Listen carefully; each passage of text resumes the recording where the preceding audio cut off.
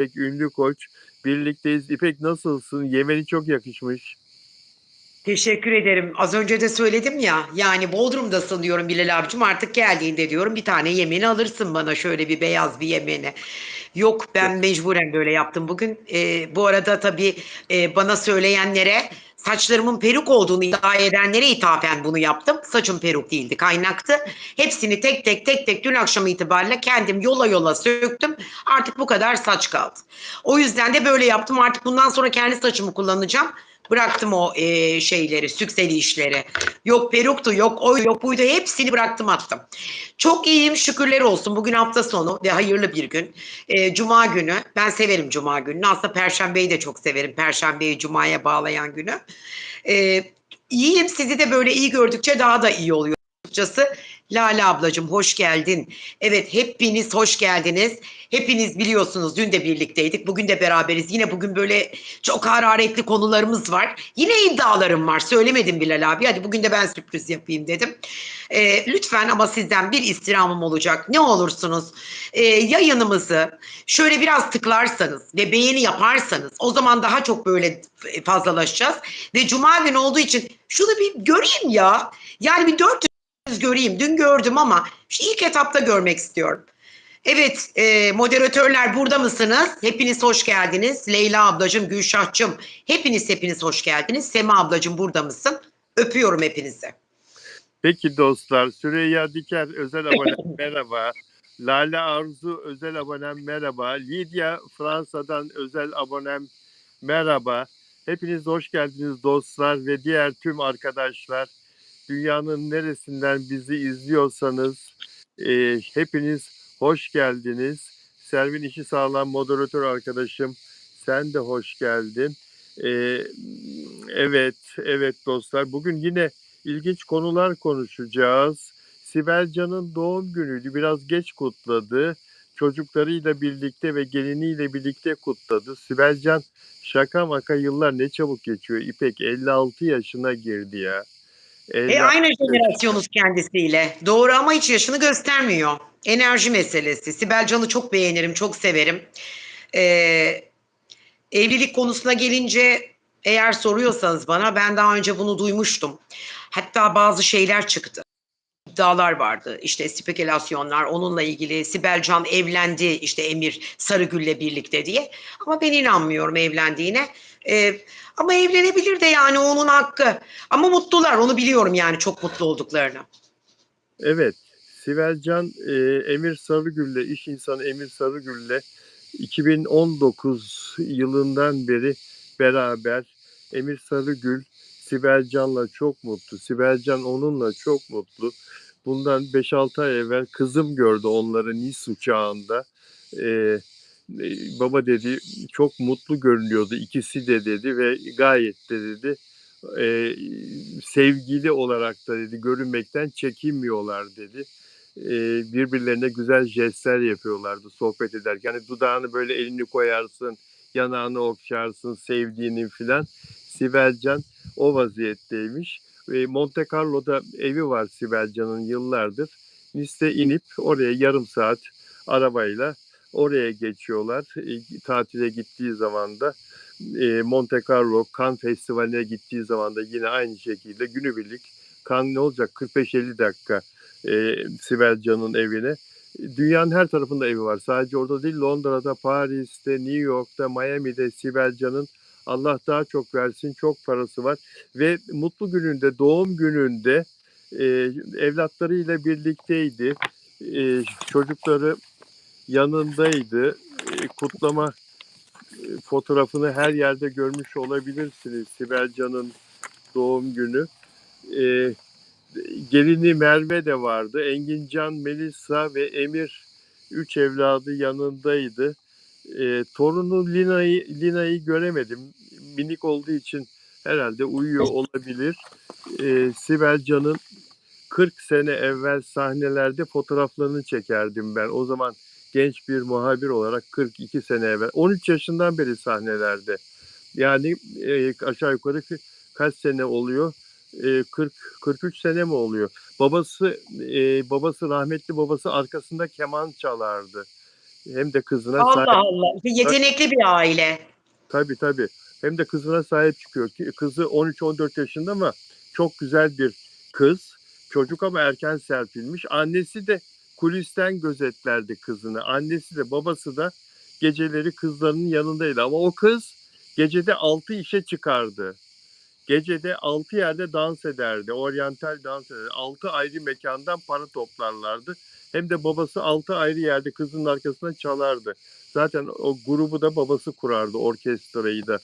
Turistlerden de bahşiş alırdı Sibelcan. Turistik yerlerde İstanbul'da. Sen bilirsin, Galata Kulesi'nde mesela turistik yukarıda bir lokal vardı. Her gece orada turistler gelirdi, yemek yerdi ve oryantalleri izlerdi. İşte o oryantallerin en güzeli Sibel Can'dı o zamanlar. Ve çok para toplardı, çok para kazanırdı. Şimdi de dünyanın her tarafında evi barkı var. Yıllarca zaten az solist olarak çalışıyor. Çalıştı gazinolarda. Allah daha iyi etsin. Sevdikleriyle huzurlu, mutlu bir hayat yaşasın Sibel Can diyelim. Ama sen Ebru Gündeş'i daha çok seviyorsun galiba diye de sorayım hemen. Ya Bilal abi illa bir kaos yapacaksın yani. Aynen. Şöyle söyleyeyim. Ebru Gündeş'i de seviyorum, Sibel'i de seviyorum. Ama bana sorarsan ses olarak Ebru Gündeş derim. Şarkıları bana hitap ediyor derim. Sibel Can çok açıkçası şarkı pek bana hitap etmiyor ama Sibel'in de o ne bileyim o dişiliğini, o enerjisini, o böyle nasıl anlatayım size güzelliğini çok beğeniyorum. Gerçek ve doğal güzel Sibel Can. İkisi de farklı. İkisini de seviyorum. Niye sevmeyeyim? Gerçek ve doğal güzel. Doğal Evet, güzel. Sibel Can doğal güzel. doğal güzel. Nazlı Sabancı ikinci doğuma hazırlanıyor. Hacı Sabancı'nın eşi, çapkınlığıyla nam salan Hakan Sabancı'nın ağabeyi, Hacı Sabancı'nın eşi Arzu Sabancı'nın oğlu, gelini Nazlı Sabancı ikinci doğumu da normal yapacakmış. İlk bebeğini normal doğum yaptı. İkinciyi de normal doğuracakmış. İnsanlar diyorlar ki ya kadındaki cesarete bak. Ya normal doğum yapmak tercih daha sağlıklı değil mi kadın için? Ne Yo diyorsun? yani ben köpeklerime de sezaryen yaptırıyorum. Ne alakası var? Niye acı çeksin ki? Yani artık teknoloji ilerledi. Amerika'da şimdi yeni bir sistem. Tıp sektörü fazla pahalı olduğundan dolayı tıp. Herkes orada normal doğuma sevk ediyorlar. Normalde hastaneye de gittiğinde sancın da varsa doktora da gittiğinde sana öyle bir rakam çıkarıyor ki astronomik. O yüzden zaten metezori normal doğum yapmak durumunda bırakıyor seni. Diyor ki normal doğum hücreleri yeniler. Normal doğum Evet, şöyledir böyledir. Ben evet. o fikirde değilim bilmiyorum. Bana uygun değil normal doğum yapmak. Ben yani normalde öyle olsa lokal anesteziyle olacak ameliyatları. Neden o zaman narkozlu oldum? Görmek istemiyorum. Benim ağrı eşiğimle ya da enerjimle pek uyuşmuyor. O yüzden dolayı da görmek istemediğimden dolayı da katlanamayacağımı düşündüğüm için ben de sezeryan oldum. Köpeklerimde de aynı şekilde sezeryan yaptırdım. Acı çekmelerini istemedim. Köpeklerinden kaç torun var? 3 tane torun var. Birisi siyahi, zenci. Onu Kıbrıs'ta birisi önemli bir otelin sahibi aldı. Bir tanesi var. Yine o da bir otel kasinosunun genel müdürünün. O da kasinonun içinde geziyor sürekli. Birisi karamel, siyahi olan az önce gördüğünüzde Lucy. Tanıyorlar mı seni gittiğin zaman otellere köpekler, torunlar? Yanına gelip Torunlarım. Torunlar beni tanımıyor. Çünkü benimle ama torunlar anneyi tanıyor. Yani anneyi ve kardeşini diğer kardeşini tanıyor. Ben gördüğün en zaman. çirkinini aldım bunların. En güzellerini verdim, en çirkinini aldım. Bak, en çirkini burada. Bilal abi. Bir tane de benim ayağımın altında var en çirkini. Kalk. Bak bu çirkin olan ama gözleri güzel.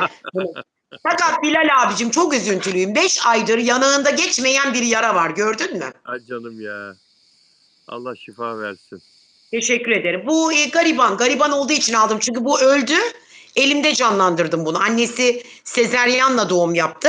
Süt emerken annesine acı verdiği için annesi ısırdı bunu. Nefesi daraldı, öldü. Kalp masajıyla canlandırdığım için aldım bunu. İyi yaptın, iyi yaptın. Gariban. Sevap. Sevap. Görüyor musun Tarçın Bey? El bebek gül bebek büyüyorsun. Bak annesi ısırmış. Kalk. Yatıyor ayak. Mesut. Kalkmaz. Evet, 2021 yılında Hacı Sabancı ile evlenmişlerdi. 5 sene oldu. Ağustos 2023'te kızı Arzu Alara'yı dünyaya getirmişti. 3 yaşında Arzu Alara. Evet. Kayınvalidesinin adını koyuyor. Arzu Alara, Arzu Hanım. Arzu Sabancı kayınvalide. Akıllı gelin. Şimdi de ikinci bebeğini dünyaya getirecek. Bunu da normal doğum yapacakmış. İlkinde normal doğum yaptı. Allah bir avazda kurtarsın denir değil mi? Öyle denir, evet. Allah bir Peki. avazda kurtarsın denir. Normal doğum yapacaklara denir. Normal doğum Ama yapacaklar. onlar yapar kurtulurlar mesela. Normal doğumu yaparsın ve o anında kurtulursun o ızdıraptan. Yani işte ne kadar çekiyorsan ama sezaryen öyle değil. Bir ay sürüyor. Bir ay böyle karın germe ameliyatı gibi bükük bükük yürüyorsun. Ağrılı bir operasyon. Zor yani. Hadi bir başka hamileyi daha söyleyelim. Şarkıcı Ece Seçkin.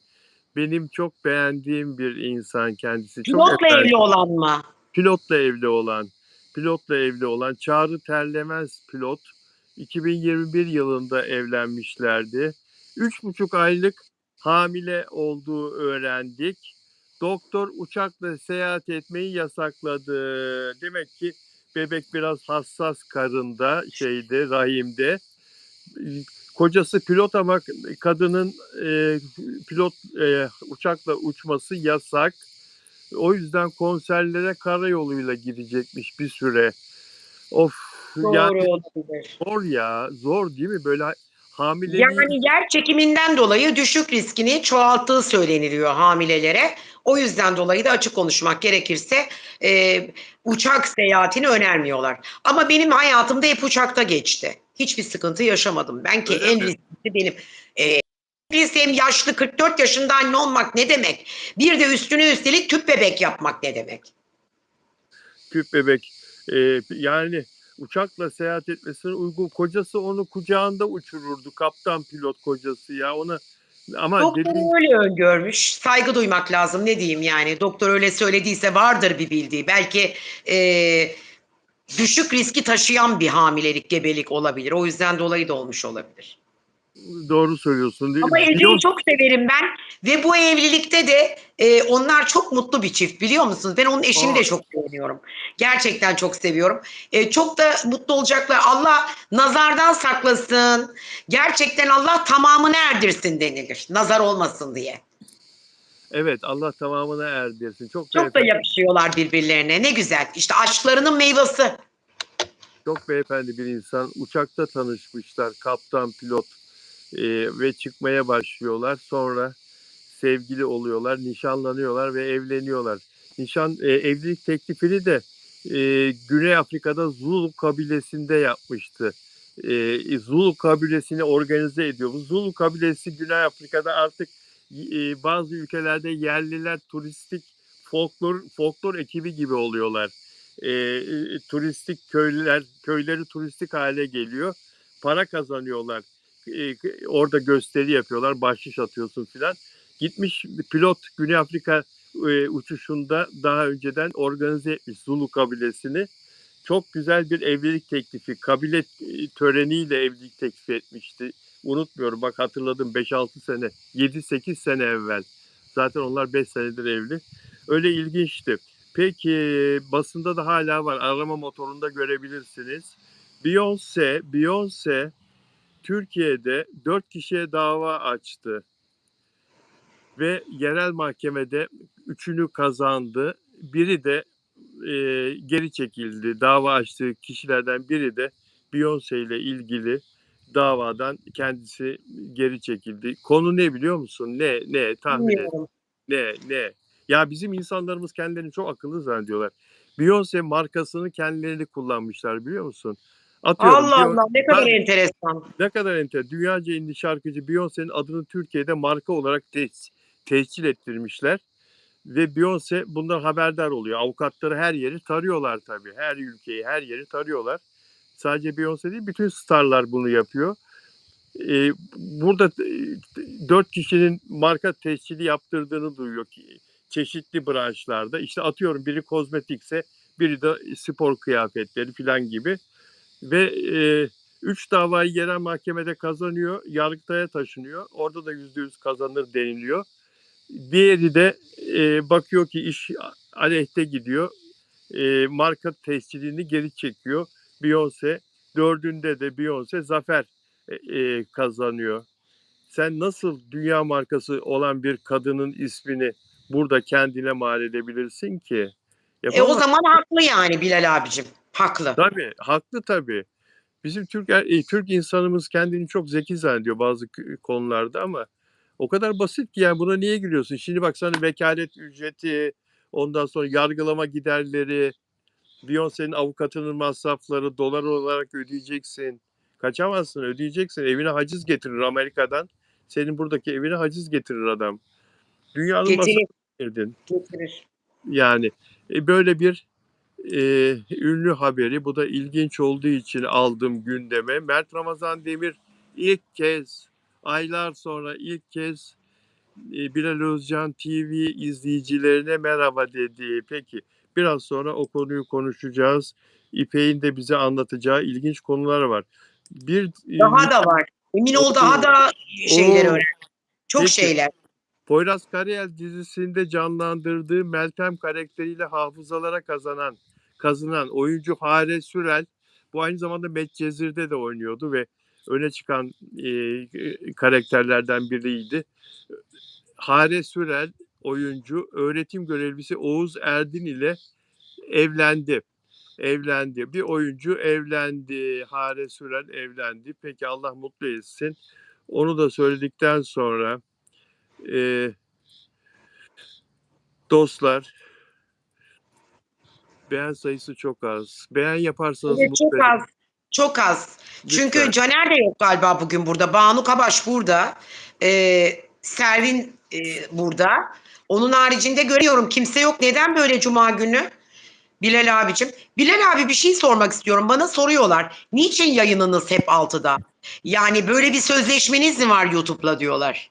Yo, yani benim günlük programım o şekilde. E, Anladım. Size uygun. Anladım. Anladım. Ben öyle planlıyorum. Yani ama yani erken olduğunu söyleyenler öğlen 12'de de yayın yapan YouTuber'lar var.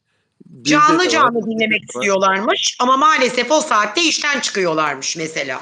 Evet, sağ olsunlar. Daha sonra O öyle yüzden de daha, beğenilerimiz az oluyor. daha sonraki saatlerde izleyenler de oluyor. Daha sonra da izlemek mümkün. Burada Beğeni da yapalım lütfen. Bakın 77'deyiz. yani YouTube'un o güzelliği var. Bir videoyu kaydettikten sonra sen ölsen de o video orada kalıyor. Anlatabiliyor muyum? Her zaman izleme imkanı var. Ben kendi durumuma göre bu kadar da konforum olsun. Kendi hayatıma, yaşantıma göre planlamak durumundayım. Çalışma saatlerimi anlatabiliyor muyum? E, Daha sonra da izlenme imkanı olduğu için bu konuda rahatım. Ama daha eğer canlı yayından sonra bir daha o video izlenemeyecek olsaydı o zaman gece 12'de de yapardım. Uykumdan fedakarlık ederdim. Ama ben biliyorum ki gece Haklısınız. 8'de cep telefonunu açıp da YouTube izlemek isteyen rahatlıkla izleyebilir. Haklısınız. Çok haklısınız. Peki dostlar, şimdi bu Grammy müzik ödüllerinde Türkiye'den de jüri üyeleri olacak. Grammy Müzik Ödülleri 50'li yıllardan beri Amerika'da verilen dünyanın en büyük müzik ödülü. Amerikalı sanatçıların yanı sıra e, Amerika'ya yabancı sanatçılara da ayrı bir kategoride bu ödüller veriliyor ve 90 kategorisi var. 90 küsur, 96 galiba. Televizyon müziği, işte dizi müziği, sinema müziği, çeşit çeşit çocuk filmleri müziği, aklınıza ne gelirse. Ondan sonra da pop müzik, işte disco müzik, rock müzik, R&B müzik, böyle bütün kategorileri içeriyor. Toygar Işıklı bizim sevilen bestecimiz, dizi filmlere özellikle e, Tövbe. müzik var. E, Dün bir haber çıktı, Grammy'de jüriye seçildi diye. Bugün de Mert Demir'le ilgili bir haber çıktı. O da Grammy Müzik Ödülleri'nde jüriye seçildi diye. Biraz evvel de Edis'le ilgili çıktı. Şarkıcı Edis de Grammy Müzik Ödülleri'nde jüriye seçildi diye. Ben de araştırdım. Başka Türk var mı diye Grammy Müzik Ödülleri'nde jüriye seçilen. Arkadaşlar şimdi bu iş şöyle oluyormuş. Bizde MESAM var ya, mesela Musiki Eseri Sahipleri Birliği. MIO1 var mesela, yine aynı şekilde. Amerika'da da Recording Academy isimli, bütün bu müzisyenleri, bu mesleği yapanları bir araya getiren, onların haklarını savunan, onların diğer basınla, hukukla filan ilişkilerini savunan, yöneten, kollayan, haklarını kollayan, telif haklarını kollayan bir kurum, Recording Academy. Bu da 50'li yıllarda kurulmuş ve Grammy Müzik Ödülleri'nin de bir müzik ödülü verelim. Biz madem en tepe kurumuz, kurulduktan sonra bütün müzisyenler buraya üye olmaya başlamış Amerika'da. Bu kadar da çok değerli üyelerimiz var. Bunlar arasında başarıları her sene ödüllendirelim. Grammy Müzik Ödülleri öyle doğmuş. Ve bu ödül törenine de oy vermek için Recording Akademi'ye seçilmiş olmak gerekiyor. Bugün itibariyle dünya çapında 13 binden fazla üyesi var Recording Akademi'nin ve bu üyelerin hepsi jüri üyesi arkadaşlar, doğal olarak.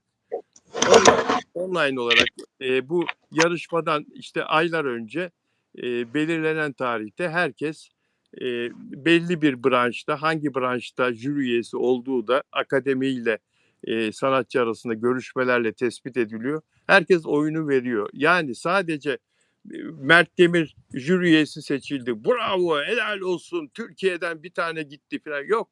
Her ülkeden, önemli olan şu arkadaşlar, Recording Akademi'ye seçilmek, kaydolma yetisine, o altyapıya, o çalışkanlığı, o başarıya erişmiş olmak. Seni takip ediyorlar. Dünyanın her tarafında bütün müzisyenleri takip ediyorlar arkadaşlar. Bu Amerika'daki bu kuruluş. Ondan sonra sen olduysan, sen erdiysen, sen başardıysan, zirvedeysen, sana bir mektupla diyorlar ki bizi onurlandır. Gel Recording Akademi'nin üyesi ol. Biz seni davet ediyoruz. Anlatabiliyor muyum? Ve oraya üye olunca da Grammy'nin doğal olarak jüri üyesi olursunuz. Bakın kimler?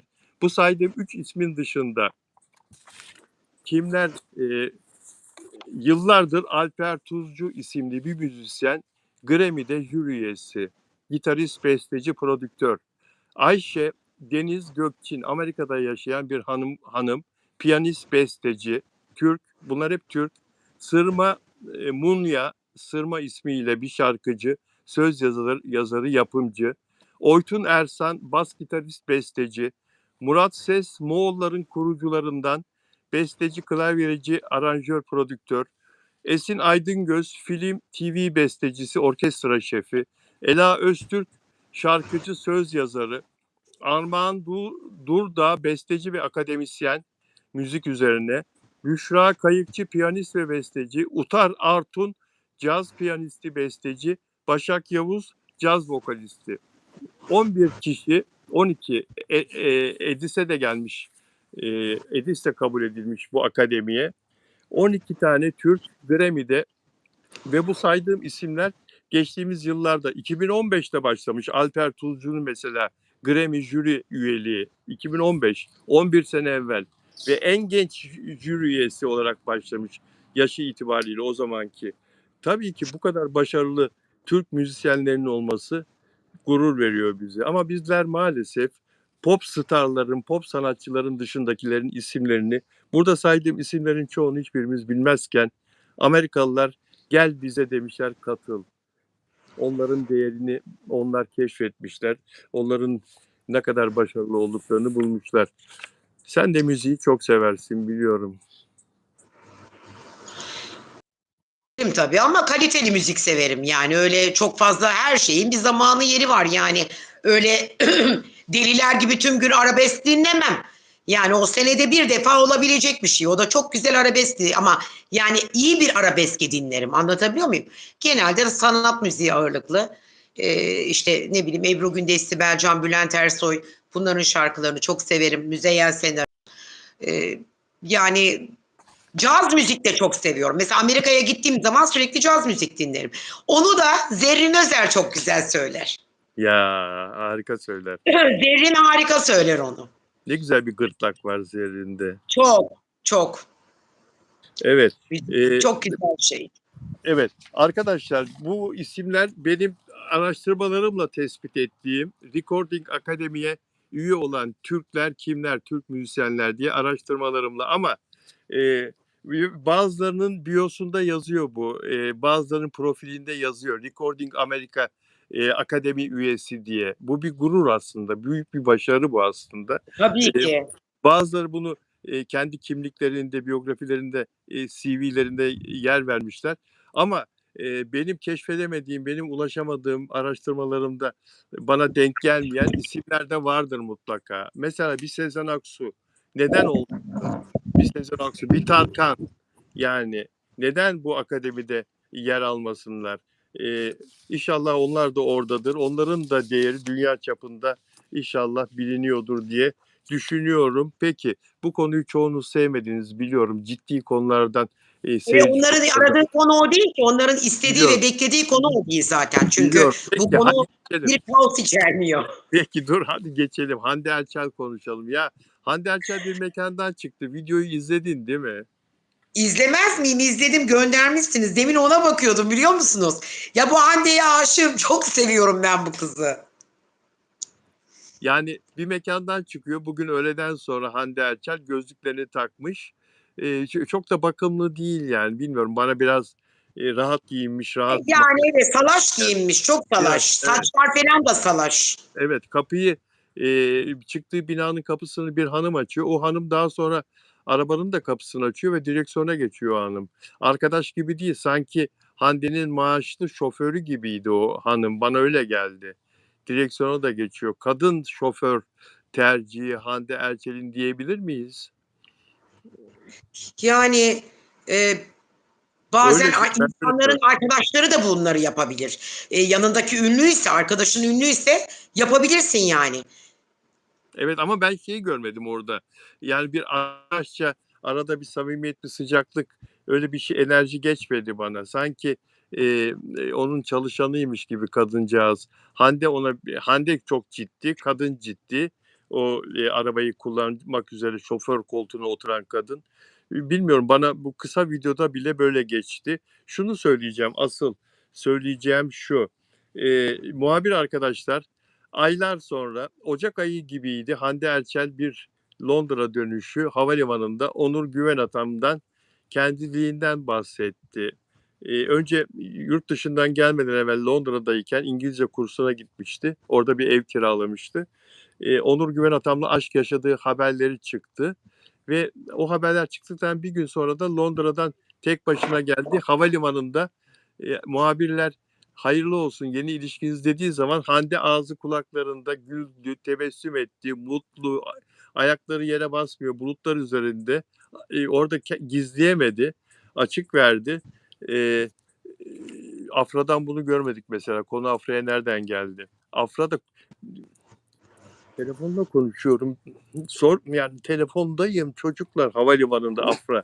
Ama bak Hande Erçel yapamadı. Hande Erçel açık verdi ve dedi ki daha yeni başladı çocuklar her şey çok yeni.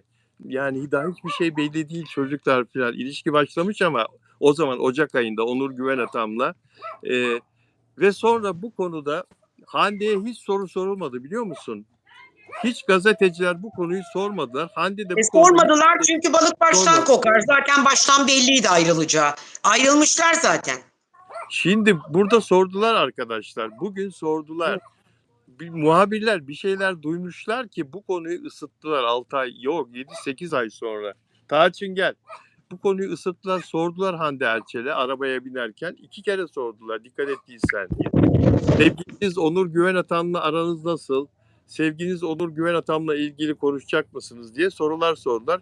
Hande hiçbir şey demeden bindi arabaya gitti. Yani sevgilisi olmasa ayrılmış olsalar bitti arkadaşlar diyebilirdi ya. Bitmiş, Diyemezsin. ayrılmışlar. Ben çok net aldım haberleri bir yerlerden. Yani bunu bir kişi falan da değil, çok önemli insanlardan duydum, ayrıldılar. Ya zaten Hande Erçel, Hakan Sabancı'dan sonra bu bir denemeydi. O da bir boşluktaydı. Böyle bir yara bandı gibi bir şeydi. Yoksa o da Hakan'ı sevmediği değil, sevdi ama Hakan'daki lüksü, Hakan'daki konforu. Yani Güven Bey de belki zengin ama maddi durumu yerinde, imkanları iyi ama maalesef orada yaşadığı o çağı yaşayamaz. Yaşayamaz. Her zaman bir tabii Hakan Sabancı'yı arar yani Hande. Yani Onur Güven Atam da Tamam, onu tabii da biliyorum. Onu da biliyorum. Onu da yabana atamam. Onu da biliyorum ama Hakan çok başka. yani Onur Güven Atam Türkiye'de en çok bir zamanlar Ay Yapım'dı. Şimdi Onur Güven Atam'ın şirketi en çok iş yapan, e, en çok kazanan ve en büyük o galiba yani şey olarak sermaye olarak bilmemekle birlikte ama dışarıdan görünen bazen sezonda 4 tane 5 tane dizisi birden oluyordu. Şimdi bakalım bu sene ne yapacak? Peki sen Hande Erçel'in şu anda Onur Güven Atam'la bir ilişkisi yok diyorsun öyle Evet, mi? ben öyle duydum. Bana da Instagram'dan da yazmışlar zaten ayrıldılar diye ama ben o çevreden araştırıp, daha doğrusu araştırmadım da ayağıma geldi öyle haber. Sonra bir iki defa üst üste sorunca ayrıldıklarını söylediler. Ayrılmış. Evet. Bakalım bu konuda Aynen öyle. Nedret Kansız. Aynen öyle. ya Mustafa Sandal'ın dün akşam Harbiye'de konseri vardı. Harbiye Açık Hava Tiyatrosu'nda. Evet. Konser öncesi Mustafa Sandal'a muhabir arkadaşlar sorular soruyorlar. Bu geceye nasıl hazırlandınız diye. Sadece bu geceye değil, ben 3 aydan beri kamp dönemindeyim diyor Mustafa Sandal. Her günün hakkını veriyorum diyor. Anladığım kadarıyla spor salonunda zaten ben onu tanıyalı 35 sene oldu. 35 senedir spor salonuna gider o. Spor salonunda e, diyor ki kendime 3 aylık bir hedef koydum. Ronaldo ile yarışırım. E, Disiplin ve kamp dönemi olarak Ronaldo ile yarışırım diyor. Ve diyor iddialıyım sahnede de göreceksiniz biraz sonra diyor. Sahneye çıkıyor. Yani değişik bir şey görmedik yani yine her zaman gibi sahnede son derece hareketli, başarılı. Geliversen diye bir şarkı yapmış. Yeni bir şarkı. Geliversen diye. İlk dinlemede bir şey anlaşılmaz biliyorsun şarkılardan çok fazla. Birkaç kere daha dinlemek istiyorum. İlk dinlemede beni çok heyecanlandırmadı. Çok güzel şarkılar yazan bir insan Mustafa Sandal. Sever misin? Onun arabası var, güzel mi güzel. Bir de Ay'a benzer var. Neleri var ki? Bir tek o değil. Aslında bir tane var. O klibi de var hatta. Neleri yok ki? Neleri yok ki? Fakat şimdi bu videoyu izlerken e, yüzüne bişektomi niye yaptırıyorsun? Ne gerek var ya? Kimle yarışıyorsun yani? O kadar belli oluyor ki.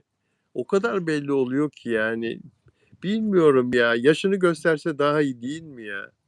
Yani kadınlarda hadi bir derece ama erkeklerde bilmiyorum. Bana böyle içine çökmüş avurtlar falan böyle. Mustafa Sandal benim 94 yılı, 24 yaşındaydım. Şu an 55. Yani işte arada o kadar sene önce Londra'da ben okurken arka sokağımda oturuyordu. Daha önce size söylemiştim hatta bunu. Ben O Londra'ya zaman daha çok popülerdi. O evet, zaman inanılmaz popülerdi Mustafa. evet, Londra'ya 96 yılında biz geldik Mustafa Sandal'la. Asker Söylediniz siz. askerlik meselesi vardı. Askere alınacaktı. Yurt dışında eğitim Türkiye'de değil de yurt dışında eğitim ayarlamıştı. Üniversite eğitimi. Üniversite bitene kadar askere gitmiyorsun ya. O da orada dedi gel bak dedi. Hani burada birilerine bir şey ispat etmek zorunda hissediyor kendisini. Gel Bilal dedi gidelim dedi. Röportaj yapalım dedi. Benim oradaki hayatımı da gör dedi falan. Gittim hakikaten orada bayağı bir öğrenci. Söylentiler vardı çünkü. O sahtedir, yoktur öyle bir okulu falan Hoş öğrencilik. geldin Onur. Gittik orada hakikaten kameramanımla gittim. Adam derslere giriyor, dersiyle çalıyor. teneffüse çıkıyor filan. Bayağı bir öğrencilik geçmişi vardı. Demek sen o zamanlar komşuydun. Seninle o zaman tanışabilirdik biz aslında. Evine gitmedim ama evine gitseydim Mustafa'nın bir Türk kızı komşum. Ben yani benim o kadar çok ilgi alanımda değildi ama bu genç kızların yoğun ilgisi Mustafa Sandal'la benim oturduğum yerin arkasında oturuyordu. Hep görüyordum. Yine böyle sportifti, yürüyüş yapardı. Bir kapının önünde motosiklet vardı. Yani böyle şeydi, aktifti o zaman da. Hatta bir şarkısı vardı ya. O şarkısını unuttum işte, klip çekti ya Deniz'de. Hangimiz sevmedik? Öyle bir şeyler işte, ne bileyim. Teşekkür ederim Gülay Hanım, sağ olun. Bu arada Onur gelmiş. Onurcuğum hoş geldin ama nerelerdesin sen? Onur Akar mı geldi? Evet, Onur Akay gelmiş. Yazdılar Onur, alttan. Onur hoş Onur geldin. burada mısın? Onur, Onur. Onur. Sensiz olmuyor Onur ya. Allah aşkına bak, benimle hemfikirsin bazı konularda. O kadar hoşuma gidiyor ki. Onur. Yani gerçekleri Bu kız açıklamışsın. beni görmeli. Değil o değil. Suç Hangi bende. Suç bende. Suç bende. Suç bende. Bulacağım. Şu an inan aklıma gelmiyor. Onurcuğum orada mısın? Oradaysan buradayım der misin lütfen? Şimdi, işte orada şeydeki Londra'da Mustafa Sandal'la bu çekimler sırasında beni burada çok iyi tanırlar, çok severler filan dedi. Ondan sonra ben de dedim ki kendi kendime anlat diyorum içimden. Bu akşam dedi bir yere götüreceğim seni dedi. Tamam gidelim dedim. Allah Allah. Dinle bir yere gidelim dedi. Tamam gidelim dedim. Ondan sonra güzel bir lokale götürdü bizi. Gündüz restoran, gece bir saatten sonra artık diskoteye dönüyor ortam. Ondan sonra bir gittik abi. Bu içeri girdi. DJ bunun şarkılarından birini, o zamanki çok popüler, bir çalmaya başladı. Millet zaten alkolü almış. Masaların üzerine çıktı. Kadınlar, kızlar, Mustafa'yı da çıkardılar. Yani ben böyle bir, hakikaten İstanbul'da Mustafa Sandal'ı böyle görmedim. O kadar büyük sevgi, o kadar büyük ilgi. O Evet, şarkının adını buldum. söyle. Ben olsaydım. Ben olsaydım. Ana, o da güzel romantik bir şarkı. Hatırladın mı? Harika bir şarkıydı. Hatırladım. Bu Evet. arada Onur bizi denizin kenarından köpeğiyle birlikte izliyormuş, Leo'yla. Ay Onur, özledim vallahi. Geçen gün diyorum ne yapacağım. Onur beni aradı. Telefondaydım. Çocuğu arayacağım ama benim saatlerimle Onur'un saatleri çok ters. Onur çok yoğun olduğu için onu her daim açıkçası rahatsız etmek istemiyorum. Ama arayacağım Onurcuğum yayın sonrası. Sen de harikasın. Evet, sen söylemiştin zaten Hande Erçel'le ayrıldığını. Doğrudur, evet, ondandır. Evet, Öyle yani. Onur Akay, canım Onur Akay. Seni soruyorlar devamlı olarak. Aman oralarda lütfen dikkat et kendine. Ayağına bir şey batmasın denizde. Sonra hastalandım, sakatlandım filan, yapma bana. Şimdi Ata Yaşat isimli genç bir arkadaşımız var. Yakışıklı. Daha 17 dizisinin yıldızlarından. O kadar çok seviliyor ki Ata Yaşat. Burada kötü bir genci oynuyor.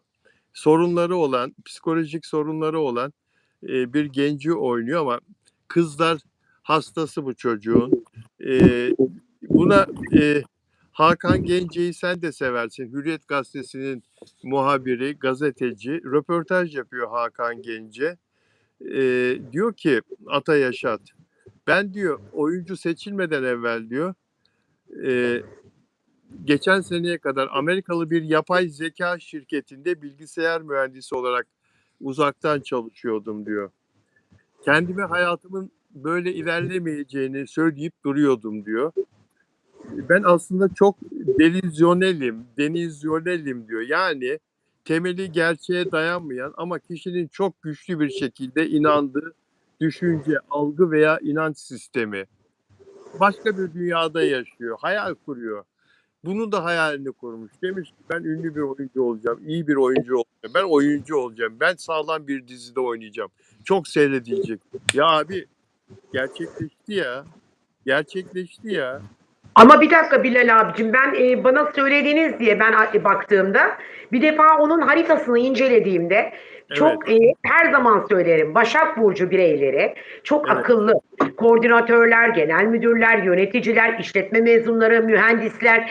Yani aslında sistematik yaşamayı seven ve kararlı ve istikrarlı ve aynı zamanda tuttuğunu koparan bir burçtur.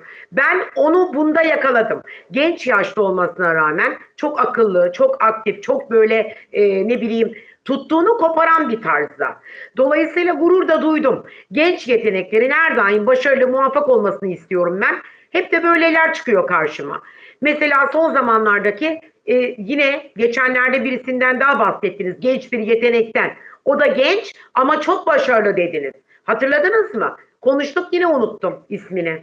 evet hatırladım. O da Daha 17 dizisinin diğer başrol oyuncusu. Evet, evet siz Evet, söylemiştiniz. Ben gurur evet. duyuyorum bu genç yeteneklerle. Ama Çağan tabii Efe, ki Çağan Efe Ak. evet. Çağan Efe Ak. O Ama da Atay'a baktığımda tam bir tipik bir Başak Burcu. Özelliğini taşıyor. Çünkü toprak grubu üretmeyi sever, titiz, düzenli, intizamlı, aynı zamanda istikrarlı ve neye karar verdiyse ona mutlaka ulaşır. Başak Burcu'nda öyle bir deli diyor ki, özellik var. diyor ki Ben bu de sevindim açıkçası. İnşallah Allah utandırmasın. Onun da yolunu daha açık peki etsin. Daha iyi Amin. yerlere. Yapay zeka şirketinde çalışırken diyor, kendimi full oyunculuğa inandırıyordum. Her detayıyla kamera önü, set, her şeyi kafamda kurmuştum. Bütün hücrelerimle oyuncu olacağıma inanıyordum diyor adam ya. Bu da şeydi ama bak bir dakika. Şimdi bu çocuğu görsen boyu 1,90. Çok yakışıklı. Saçlar filan yıkılıyor. Anlatabiliyor. Çok sempatik. Çok baby face. Merak ettim Gözleri bakacağım. falan çok güzel. Bir kere maça 1-0 önde başlıyor. Aynaya bakıyor. Ben diyor oyuncu olacağım diyor. Olurum diyor. Bir kere hani bazı insanlarda vardır. Allah'ın gücüne gitmesin. Bu arkadaşlarımın da gücüne gitmesin. Kendini yakışıklı zanneder ya her insan, herkes. Kadınlar da kendini güzel zanneder. Ama değerler bir tanedir. Doğru bir tanedir arkadaşlar. Güzelsen güzelsindir. Değilsen değilsindir. Yakışıklıysan yakışıklısındır. Değilsen değilsindir. Doğru bir tanedir ama hiç kimse kendisine ben yakışıklı değilim, ben güzel değilim demez. Böyle dersen zaten ölürsün. Kanser olursun, için çürür. Değil mi? Öyle değil mi? Öyle değil. Aynen, Öyle. aynen. Ama bu çocuk hakkıyla hakikaten çok güzel bir çocuk erkek olarak. Dolayısıyla zaten Allah ona bir altyapıyı hazır vermiş. Üzerine de e, dua edenleri mi çoktu? İyilik mi yaptı çocuk? Allah ona destek oldu ve kendini hazırlamış. Hakikaten böyle bir proje abi şu anda Türkiye'nin en iyi projesi dizi olarak. Orada başrollerden Hocam biri. diyemem. Bilal abi çok enteresan bir olay oldu. Şimdi dedin ki çok yakışıklı çocuk. Ben de merak ettim girdim baktım. 3 gün önce annem geldi bana. Bir baktım Kanal D'ydi galiba. Bir dizi açtı. Kanal D'de mi bu? Açtı döndü dedi ki ya ben sana bir soru soracağım. Bu çocuk için çok yakışıklı diyorlar. Sen ne düşünüyorsun dedi. Ben de ne dedim biliyor musun? Ne dedin? Allah'ını seversen bunun neresi yakışıklı anne hiç tarzım bir çocuk değil bu dedim. Olur mu dedi. Bütün genç kızlar buna aşık dedi. Şimdi baktım annemin söylediği çocuk de bu diziyi izliyor. Evet evet çok izleyen var diziyi. Çok izleyen var. Çok çok Çok evet. izleyen var. Şimdi Teoman'a aşkı soruyor. Sevgili gazeteci arkadaşımız, dostumuz, başarılı gazeteci Hakan Gence. Aşk bir anda çok fazla dopamin hissettiriyor. Yani olumlu kimyasal salgılıyor vücut. Onu gördüğünde çok mutlu oluyorsun. Onu kızı gördüğünde sevdiğini. Bunu yaşadığımı sanmışımdır belki ama daha o kadar deneyimlediğimi düşünmüyorum diyor. Az deneyimlemiş. Yaşı da daha 24 olur. Olur daha neler çıkar karşına. Aşk dopamin salgılıyor. 24 yaşında yani e, Her şeyi biliyorlar.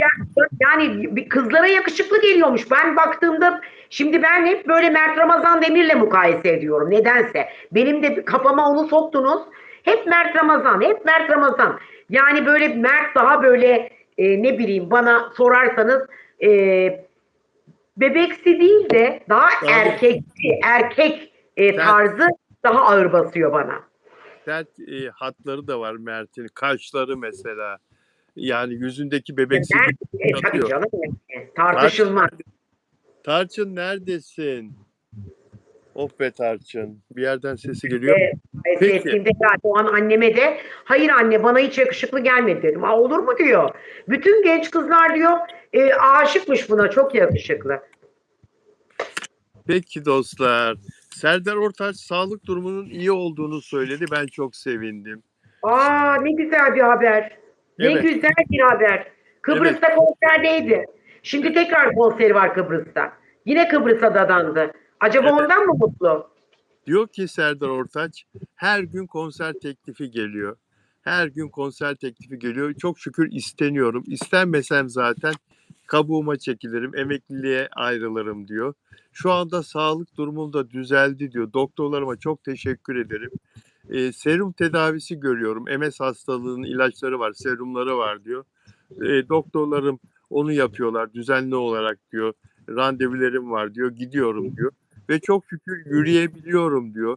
Sahnede de yürüyebiliyorum diyor. Biliyorsun sahnede yürüyemiyordu, oturuyordu. Sandalyede oturuyordu sahnede, hatırlıyor musun? Gittim burada. Yeni Gazino diye bir yerde çıkıyordu. Bir Evet, kız arkadaşım davet etti oraya gittiğimde, ama maalesef ben Kıbrıs'tan özel davet etti kendisi diye geldim İstanbul'a. O zaman Kıbrıs'ta yaşıyordum 2 sene önce. Hatta Oriental Didem de çıkıyor. Gittiğimde o kadar üzüldüm ki. O kadar üzüldüm. Ayakta duramıyor. tabii, Dansçısı bir kız var ya. evet, Hani Bulgaristanlı. Yanında Bulgaristanlı bir dansçı kız var. O var. elinden tutuyor, o oturuyor, o kaldırıyor. Yani Şimdi öyle değil. Şimdi sahnede de iyiyim diyor, yürüyorum diyor. Özel hayatımda da yürüyorum diyor. Çok şükür toparladım diyor. nasıl Ve sevindim, nasıl sevindim Serdar'a. Çok mutlu oldum onun adına. ve mutluyum diyor. Her gün iş teklifi geliyor baba diyor. Baba diye konuşur biliyorsun. Her gün iş teklifi geliyor baba diyor. Allah daha iyi etsin Serdar Ortaç'ı. Ben de çok mutlu oldum en az senin kadar. Onu da burada söyleyeyim dedim. Çünkü çok hayranı var Serdar Ortaç'ın. Evet, Peki şarkıları yani Bilal abi, gerçekten bir daha dünyaya bir Serdar Ortaç gibisi gelmez. gelmez. Yani bizim gençliğimizi bize hatırlatıyor. İnan ne bir Tarkan gelir ne bir Serdar Ortaç. Ama bana sorarsan yine Serdar Ortaç'ı daha üst seviyeye koyuyorum. Çünkü besteleri olduğu için, anlatabiliyor muyum? Büyük bir yetenek. Çok büyük bir yetenek ve Çok büyük bir yetenek Serdar. peş peşe bir sürü beste yapıyor. Yine yeni besteler yapmış. Peki Teşekkür ederim Sevda Hanım, sağ olun. Şimdi İtalyan konumuza geliyoruz. İtalyan basını Mert Ramazan Demir'i yere göğe koyamıyor. Delikanlıyı öven övene Delikanlı dizisi bizde reyting alamıyor diye yayından kaldırıldı dostlar. Dünya ülkeleri 7 bölüm süren Delikanlı'yı peş peşe satın alıyor. İtalyan basında da Delikanlı dizisinde performansı Mert Ramazan'ın övülüyor. En son biliyorsunuz Yunanistan, Gürcistan, Macaristan konuştuk. Macarca bir platformda Delikanlı gösterilmeye başlandı en son. Ve şimdi de İtalyanlar Delikanlı'yı öve öve bitiremiyorlar. Bu arada dün akşam Mert Ramazan Demir Cihangir'de görüntülendi. Genç bir arkadaş, genç bir muhabir arkadaş arabasına binerken Cihangir'de, evinin bulunduğu Cihangir'de, evlerinden birinin bulunduğu Cihangir'de Mert Ramazan Demir'i görüntüledi. Mert de beni nasıl buldun, nereden buldun diye sordu. Gazeteci arkadaşlar bulurlar Mert. Arkadaşların işi bu. Ve Mert, ben kendi nasıl gördüğümü söyleyeyim sonra sana soracağım. Pırıl pırıl gördüm Mert'i. Enerjisi tam. Güler yüzlü. Her zamanki gibi güler yüzlü. Çok pozitif gördüm ama arkadaşa 2 cümle kurabilirdi, konuşabilirdi. 2 aydan fazla oldu ya Mert gözükmüyor, ortada yok. Yani hep saklanmak istiyor. Seyrettin mi videoyu, izledin mi? İzledim. Gönderdiğiniz her şeyi izledim ama zaten göndermeden önce de Instagram'da karşıma çıktı sabah sabah. Görülebilir, gayet normal yani Assos sonrası. Çok değişik haberler aldım onunla ilgili. Çok net bilgiler aldım Mert'le ilgili. Cihangir'de görüntülendi dün akşam. Biliyorum. Cihangir. Biliyorum. Asos sonrası diyorum. Yani Asos Asos'ta da yakalandı ya, dün açıkladım Evet. ya, söyledim. Evet, evet. Evet, evet. Yani Mert'in ben burada muhabir arkadaşa 2 cümle kurmasını, hayranlarıma selam, evet Bence de, ben dinliyorum, de isterdim. dinleniyorum. Ondan sonra yeni sezon öncesi bazı projeler var, onları okuyorum. Yeniden kavuşacağız inşallah. Ben de hayranlarımı seviyorum filan gibi cümleler kurmasını isterdim, beklerdim, ümit ederdim. Ama yani şaşırtıcı bir şekilde yine her zaman yaptığı gibi görüşürüz görüşürüz dedi, el salladı gitti. Ama en Bilmiyorum. azından görüşürüz dedi. Afra onu da yapmadı. Afra onu da yapmıyor. Hande Erçel En bugün hiçbir azından şey görüşürüz dedi. Hande Erçel bugün hiç konuşmadı. Hiçbir şey demedi. Asık suratlı. Yani niye bunu böyle Allah yaptı Allah. anlamadım ya. Yani sanki Hande'ye o muhabirler bir şey yapacaklar. Mert hiç değilse dediğin gibi görüşürüz dedi. Peki nasıl gördün sen Mert'i? Ben Mert'i görmedim. Ben şimdi Mert'in Instagram'daki olayını soruyorsanız bana, Evet, o evet. enerjide kaçtığını algıladım. Yani bir şey açıklamamak için sanki bir kaçış vardı gibi. Ha, bir şeyi açıklamadı. Ama gerçekten katılıyorum Nimet Hanım. Bütün Cihangir Mert'i çok seviyor. Mert'le ilgili ne bir kötü yorum yaparlar, ne bir kötü bir şey söylerler. Mert de zaten gerekli olan. Yani bir de bir şey söyleyeceğim. Ne gibi bir şey açıklayabilirdi ki Bilal abi? Zaten görüşürüz dedi. Onu bile söyledi yani. Çoğu gördünüz işte Hande'yi. Hiçbir şey, cevap bile yok. Şeyde Cevap veriyorum. kulaklıklardayım dedi Afra. Kulaklıkları takmış. Evet. Kulaklıktayım dedi. Yani Mert ne yapacaktı? Ne diyecekti çocuk? Yani belki bir acelesi vardı, bir yere gidiyordu. Olabilir yani, ama bu kadarı bile iyi bir şey. Yani söyledim ya, yani ben iyiyim, beni merak etmeyin. Hayranlarım beni soruyorlarmış. Peki. Çok selam söylüyorum Evet, hepsine. evet, Onur yazıyor şu an. Onur yazıyor.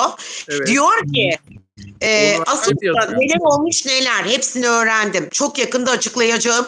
Afra'nın annesi bile oradaymış. Onurcuğum, bana zaten resimler geldi dün.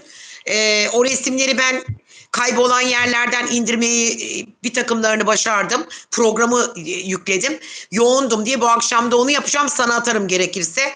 Evet, Asos'talarmış. Afra'nın annesi de oradaymış. Hatta Mert'in bir evi varmış orada. Hatta Mert kimle aynı sitede oturuyor? Kiminle? Asos'ta. Cem Yılmaz'la. Ama Afra Havalimanı'nda Mert'le ilgili bir soruyu cevapladı ama diyor Nedret. Sonra konuşuruz dedi diyor Nihal. Cem Yılmaz da Asos'ta aynı sitede. Bilal Anladım. abicim, Mert'in evi şu an tadilatta.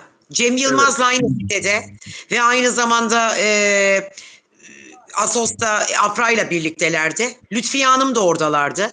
Size bahsettiğim o, hani dedim ya, benim bir ahbabım var, Kanada'da yaşıyor. Evet. Mavi bir ahşap bir masa, üzerinde kalamarlar, balıklar vesaire, işte balık Bir dakika, mezeleri. Balık.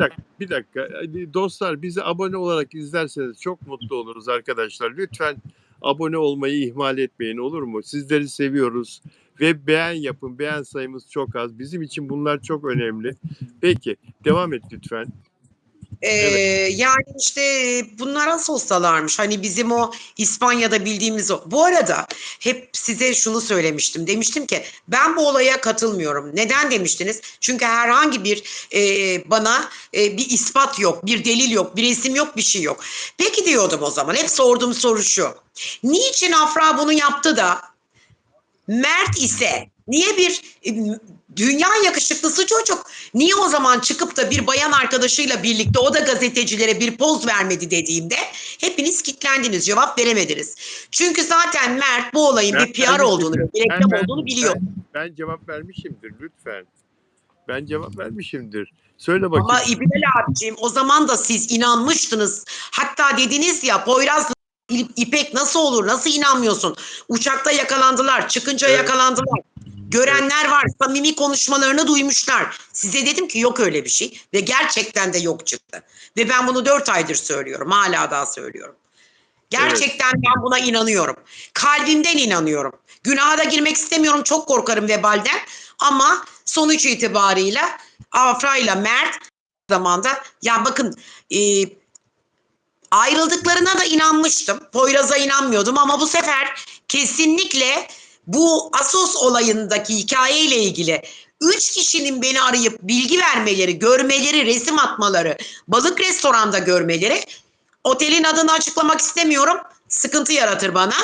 Ama ben size daha sonra oteli açıklayacağım. Böyle mavi ahşap bir masada yemek yeniliyor. Masada Mert'le ikisi varlar. Bunlar ayrılmamışlar. Ayrılan insanlar aynı masada bir arada yemek yemezler. Benim söylediklerim doğru çıktı. Madem öyleydi de Afra'nın zaten Poyraz anne tarafından akrabası olduğu da çıktı ortaya. Şimdi Onur'la olan yayınınızı o kadar merak ediyorum. Çünkü Onur'a çok inanıyorum. Ve Onur da çok net araştırmadan kesinlikle burada izleyiciye bilgi vermiyor. Biliyorum ki Onur çok güzel şeyler anlatacak ve benimle hemfikir olacak. Yani zaten hemfikirdik biz Onur'la ama daha güzel net bilgileri de vardır elinde. Net bilgileri söyleyecek. Ben gerçeği söylüyorum. İnanmadım. Çünkü şahsen benim sevgilim bana nispet yapacak. Birisiyle birlikte İspanya'ya gidecek, tatile gidecek, oraya buraya gidecek. Ben de ona nispet yaparım. Nispet yapmama bile gerek yok ki. Takarım koluma birine, ben de gezi veririm. Hem ünlüysem medyaya çıkarım, paparazilerin önüne atarım kendimi. Bebekte şöyle bir giderim, orada midyeciler, kokoreççiler var. Oralarda bir görülürüm. Anlatabiliyor muyum? Niye Mert yapmadı? Zaten bu Mert'in bilgisinin içerisindeydi. Mert zaten bunu biliyordu. O yüzden dolayı yapmadı. Ama şöyle söyleyeyim, bilmiyorum ama ben sanki bir proje, sanki ikisi, çünkü halk bunu bekliyor. Bakın ben de bekliyorum. Ben de sizin sayenizde bir Afracı, bir Mertçi oldum. Ben de dizi seyrederim ne bir şey. Aman derdim, televizyoncuyum, beni izlesinler. Ne yapacağım ben dizi seyredip de? Onlar beni izlesin derdim.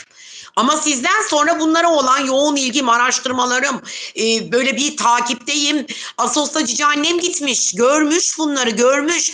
Bu da yeni bir haber bu sabah. Cici Annem Çeşme'de.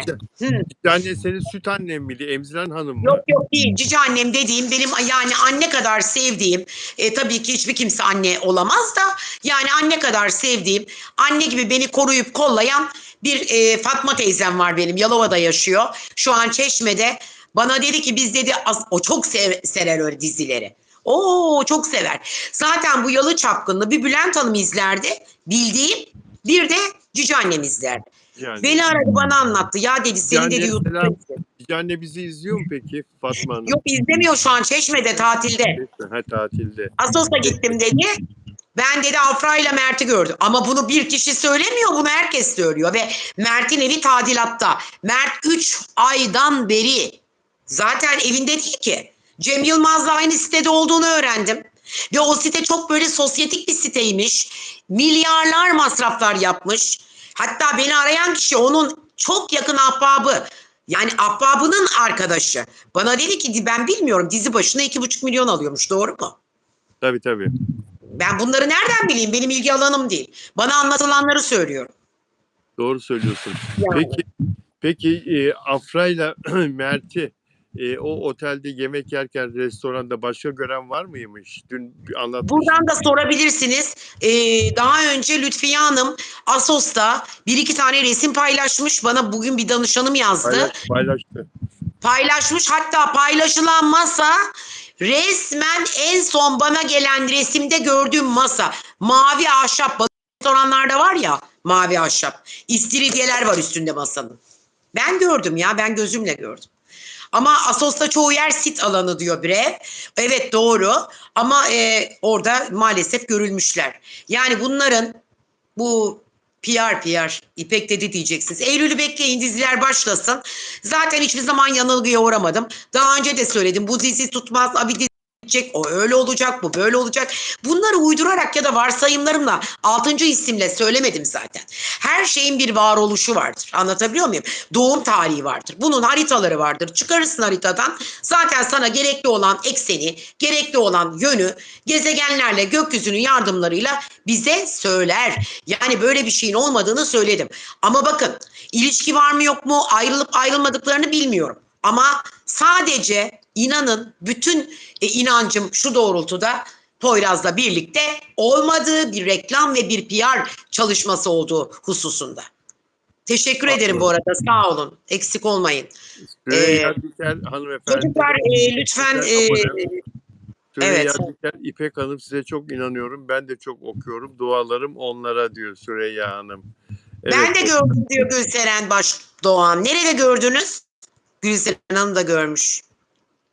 Neden kimse fotoğraf çekmemiş diyor. Şimdi bu tip hatta tanıdığıma demiş ki birisi İpek ya Hanım demiş Hülya Avşar güzel şarkı sözleri. İpek Hanım Hülya Avşar sandım diyor. İnanın diyor. Hülya'yı ben ay çocukluktan nerede beri ay biliyorum. ay ay ağzım Hülya yesin nerede Allah'ım İpek Hanım yarabbim ne mutlu ettin beni şarkı sözlerim.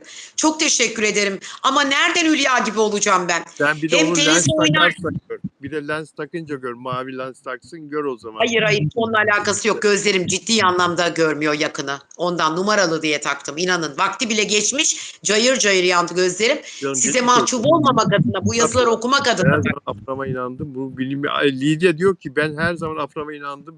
Her zaman diyor Afram'ın bir sürpriz hazırladığını söylemişti Onur diyor. Onur diyor Afram'ın bir sürpriz hazırladığını söylemişti diyor. Fransa'dan özel abonem Lidya. Lidya İpek'e de nazar boncuğu göndermiş. Peki. Teşekkür ederim Lidya. I love you baby. Lidya ile çoğu zaman yazışıyoruz. Gerçekten sürekli takip ediyor. Çok teşekkür ediyorum bu arada. Sayenizde de buradan bir sürü dostlar elde ettik Bilal abi. Yani gerçekten ne kadar sevildiğinizi ve ne kadar güvenilir olduğunuzu öğrendim burada. Bir Teşekkür kere. ederim. Size Teşekkür çok ederim. güveniyorlar. Çok seviyorlar sizi. Teşekkür ederim sevgili İpek. İpek'ciğim sağ olasın, var olasın yayın için. Ben teşekkür ediyorum hepinize. Çok Bir özellikle size teşekkür ediyorum. Böyle bir yayında gerçekten beni konuk olarak aldığınız için, fikirlerime itimat edip beni saygıyla dinlediğiniz için ve aynı zamanda buradan Onur'a da selam sevgi gönderiyorum. O da çok güzel bilgiler ve araştırmacı olduğu için çok seviyorum onu. Evet bugün Cuma. Ben öncelikle bizi izleyen herkese hakkınızı helal edin. Çok teşekkürler. Bu arada şunu da söyleyeyim. Az önce Ozan yazmış. İpek Hanım Moğolistan'dan yazıyorum ama bana herhangi bir mesaj gelmedi. Bana ulaşmak zor değil. Zaten Bilal abi beni etiketliyor. Instagram adresim İpek Ünlü Koç. Yani İpek Astro. Yazıp bana ulaşabilirsiniz, bulabilirsiniz. Oradan DM'den yazabilirsiniz. Hepinize güzel bir hafta sonu diliyorum. Her şey gönlünüzce olsun. Şu tutulmalar gelmeden ne amacınız varsa, gönlünüzden Rabbimden ne istiyorsanız Allah ivediyle size onu ulaştırsın. Hepinizi kocaman öpüyorum. Hoşça kalın. Canım İyi hoşça akşamlar. kal. Dostlar çok teşekkür ederiz bizi izlediğiniz için. Sevgili Onur Akay, sana da merhaba, sana da tekrar merhaba. Görüşeceğiz inşallah. Lidya çok teşekkür ederim. Özel abonelerimin hepsine çok teşekkür ediyorum. Dostlar sizlere de çok teşekkür ediyorum. İyi hafta sonları diliyorum. Yarın yine buradayım inşallah. Görüşmek üzere. Sevgiyle kalın. Hoşça kalın. Hoşça kalın.